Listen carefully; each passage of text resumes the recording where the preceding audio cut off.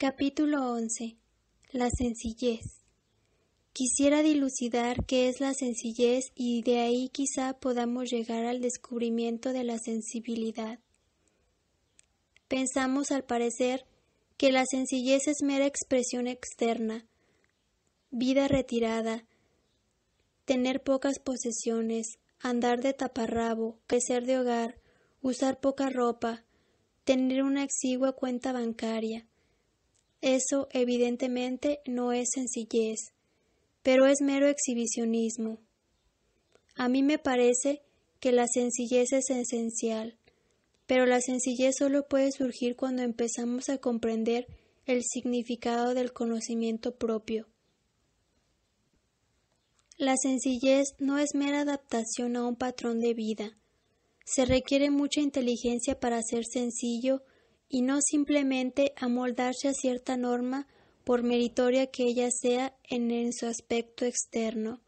Por desgracia, casi todos empezamos por ser sencillos en apariencia, en las cosas externas. Es relativamente fácil tener pocas cosas y estar satisfecho con ellas, contentarse con poco y hasta compartir ese poco con los demás.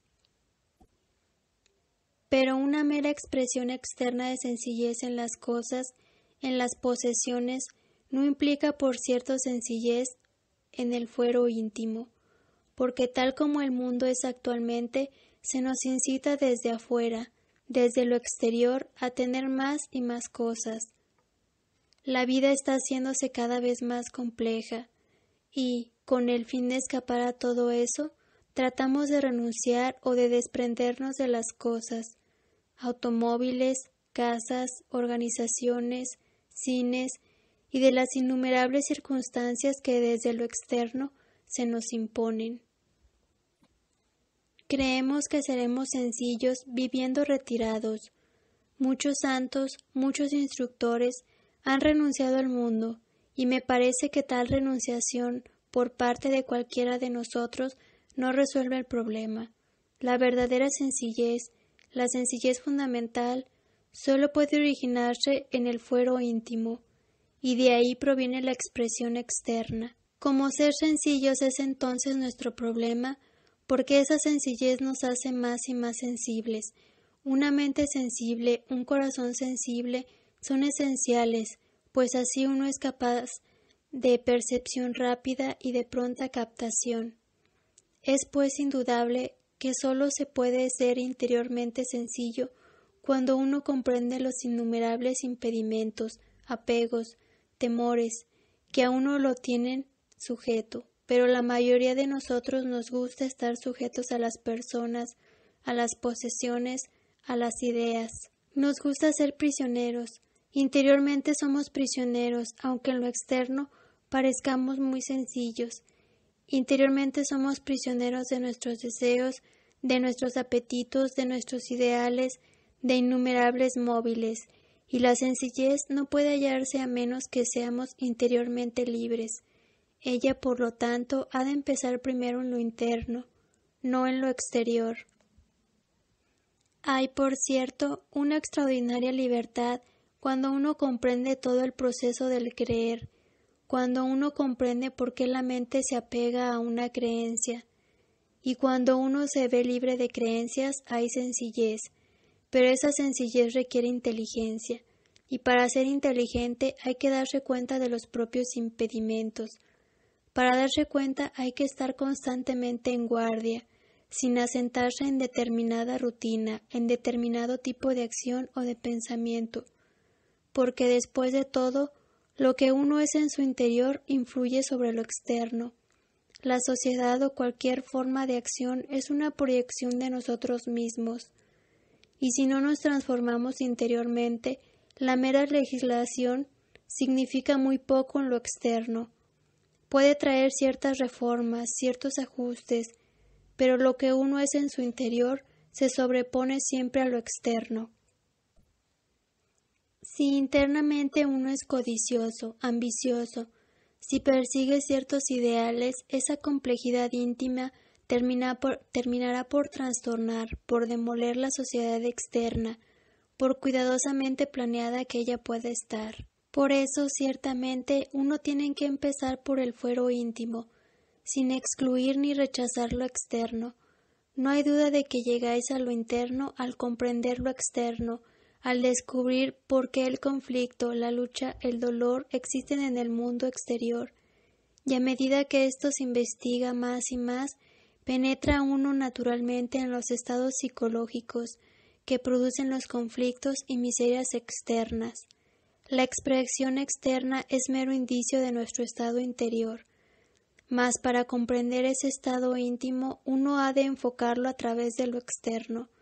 Eso es lo que casi todos hacemos, y, al comprender lo interno, no en forma exclusiva ni rechazando lo externo, sino comprendiendo lo externo y de ese modo llegando a lo interno, encontraremos que, al proseguir investigando las íntimas complejidades de nuestro ser, nos hacemos cada vez más sensibles y más libres. Esa sencillez interior es la que resulta esencial, porque esa sencillez despierta sensibilidad. Una mente que no es sensible, que no está alerta, que no es perceptiva, es incapaz de receptividad de toda acción creadora. La conformidad, como medio de llegar a la sencillez, realmente embota e insensibiliza a la mente y el corazón. Cualquier forma de compulsión autoritaria impuesta por el gobierno, por uno mismo, por el ideal de realización y lo demás, cualquier tipo de conformidad tiene que contribuir a la insensibilidad, a que no seamos interiormente sencillos. Exteriormente podéis someteros y dar la impresión de sencillez, como lo hacen muchas personas religiosas. Ellas practican diversas disciplinas, ingresan a distintas organizaciones, meditan de una manera especial y así sucesivamente, todo lo cual les confiere una apariencia de sencillez, pero tal conformidad no contribuye a la sencillez. Ninguna forma de compulsión puede jamás conducir a la sencillez. Al contrario, cuanto más reprimís, cuanto más sustituir, cuanto más sublimáis, menos sencillez existe. Cuanto mejor comprendáis, empero, el proceso de la sublimación, de la represión, de la sustitución, mayor será la posibilidad de ser sencillos. Nuestros problemas sociales, ambientales, políticos, religiosos, son tan complejos que solo podemos resolverlos, no volviéndonos extraordinariamente eruditos y sagaces, sino siendo nosotros sencillos, porque una persona sencilla ve mucho más directamente que la persona compleja. Su experiencia es más directa, y nuestra mente está tan abarrotada con un infinito conocimiento de hechos de lo que otros han dicho, que nos hemos incapacitado para ser sencillos y tener nosotros mismos experiencia directa. Estos problemas requieren un nuevo enfoque, y tal enfoque solo es posible cuando somos sencillos, realmente sencillos en nuestro fuero íntimo. Esa sencillez llega tan solo con el conocimiento propio, mediante la comprensión de nosotros mismos, las modalidades de nuestro pensar y sentir, de la actividad de nuestros pensamientos, de nuestras respuestas, comprendiendo cómo nos sometemos por miedo a la opinión pública, a lo que otros dicen, a lo que ha dicho Buda, Cristo, los grandes santos, todo lo cual indica nuestra tendencia natural a someternos, a ponernos a salvo, a estar seguros. Y cuando uno busca seguridad, es evidente que uno se halla en un estado de temor, y por lo tanto no hay sencillez. Si uno no es sencillo, no puede ser sensible a los árboles, a los pájaros, a las montañas, al viento, a todas las cosas que ocurren alrededor de nosotros en el mundo. Y si no hay sencillez, no puede ser uno sensible a las profundas insinuaciones de las cosas. La mayoría de nosotros vive muy superficialmente, en el nivel superior de la conciencia. Allí tratamos de ser reflexivos o inteligentes, lo cual es sinónimo de religiosidad. Ahí tratamos de que nuestra mente sea sencilla, mediante la compulsión, mediante la disciplina, pero eso no es sencillez. Cuando forzamos a la mente superficial a ser sencilla, Tal compulsión solo consigue endurecer la mente, no la torna ágil, flexible, lista. Ser sencillo es el proceso íntegro total de nuestra conciencia. Es extremadamente arduo, porque no debe existir ninguna reserva interior. Tiene que haber ansia por averiguar, por descubrir el proceso de nuestro ser. Y ello significa estar alerta a toda insinuación, a toda sugerencia, darnos cuenta de nuestros temores, de nuestras esperanzas, investigar y libertarnos de todo esto cada vez más y más. Solo entonces, cuando la mente y el corazón sean realmente sencillos, cuando estén limpios de sedimentos, seremos capaces de resolver los múltiples problemas que se nos plantean. El saber no resolverá nuestros problemas. Podéis saber, por ejemplo, que existe la reencarnación, que hay continuidad después de la muerte. Puede que lo sepáis. No digo que lo sabéis, o puede que estéis convencidos de ello, pero eso no resuelve el problema. A la muerte no podéis hacerla a un lado mediante vuestra teoría o información, o con vuestras convicciones. Es mucho más misteriosa, mucho más honda, mucho más creadora que todo eso.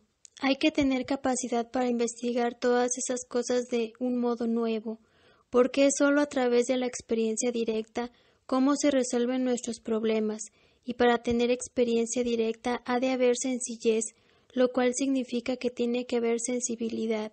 El peso del saber embota la mente. Asimismo, la embotan el pasado y el futuro. Solo una mente capaz de adaptarse de continuo al presente, al instante, de instante en instante, puede hacer frente a las poderosas influencias y presiones que el medio ejerce constantemente sobre nosotros.